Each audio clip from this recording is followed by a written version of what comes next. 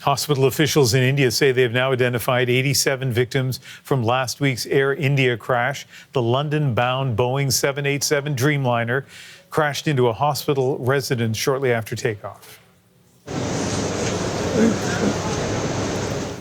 All but one of the 242 people on board died, and at least 24 others were killed on the ground. Investigators are now studying the plane's flight data recorders to try to figure out the cause of the crash. And we will be speaking to an aviation expert in India about this. Captain Amit Singh is an aviation safety expert, author, and Royal Aeronautical Society fellow. He has more than 30 years of experience in the commercial air transport industry, and he joins us very early in the morning live from New Delhi. And thank you, Amit, very much for doing this. We spoke a few hours after the crash last week. Now you've had a few days to look at the video and see other publicly reported details. At this point, what do you think is the leading theory on what may have caused this crash? Well, an aircraft coming down, the theory, most likely theory is loss of engine thrust. What is the cause for that will be determined once the FDR, the flight data recorder, is opened and analyzed.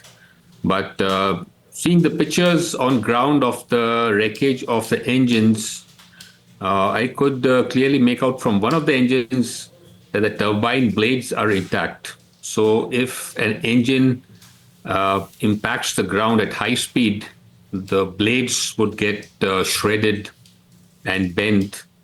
But in the visuals of one of the engines, I can see them intact, which means they were not running or they were at idle thrust when the aircraft came crashing on the ground. So certainly at least one engine had lost thrust.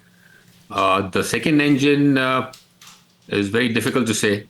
There are many theories for that, but certainly when the aircraft has come down and the way the aircraft has come down, gliding down, which means there has been loss of thrusts of both engines. The reasons need to be determined still. Yeah, so loss of thrust, that's interesting. Listen, a quick follow-up. In the early hours after the crash, some people thought that maybe the flaps either hadn't been set properly to take off or during that short flight had been repositioned incorrectly. From your viewing of the video, that does not seem to be the case, right? Correct. From the video, we can make out the slats, which is the front portion of the wing, is extended, which means the flaps are also extended. And in the debris, you can see the portions of the wing in which you can make out that the flap is still extended. So flight controls, the flaps, ailerons, rudders, they come down crashing and they maintain their position in most of the cases. So if you analyze the rudder itself, the rudder is also deflected. That is typical of an engine failure. If one engine fails, the other engine is at high thrust, so the rudder has to be deflected. So one engine has definitely failed, then the second one, at what stage has the second one failed that the crew did not have time? So that is very difficult to say at this point.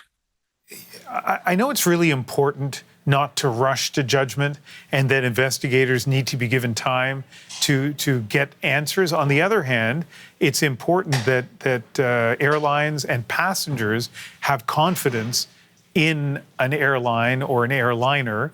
Has anything been said by Air India or the government in India to kind of give confidence to people who fly, given this crash just days ago? Very little has come out from the airlines or the government. So the whole question is about transparency of the investigation. In the past, we have seen that all the investigations are closed door, unlike the US and TSP and others, wherein you have open door and experts can walk in and contribute. So here, this kind of contribution is not solicited, and it is a closed-door investigation. The final report is put out, and there is no discussion on that. So public doesn't have much confidence in the investigation procedures, the style in which it is investigated. So the need of the hour is a sincere report, which is transparent and collaborative, which means there are so many experts, industry experts, so they must be consulted for the passengers' confidence. We only have a minute left, but I do want to ask you about this. To that point, you wrote a searing commentary in the newspaper, The Hindu. It was published today. And here's a quote.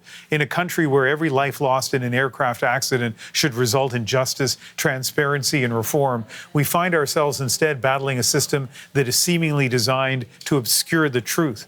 And your column goes on to talk about why you feel that way. What kind of reaction did you get once that got published? Well, from the industry, as such, everybody is saying that this is a very good column, and this was the need of the hour. At the end of it, I give 4 suggestions to move forward.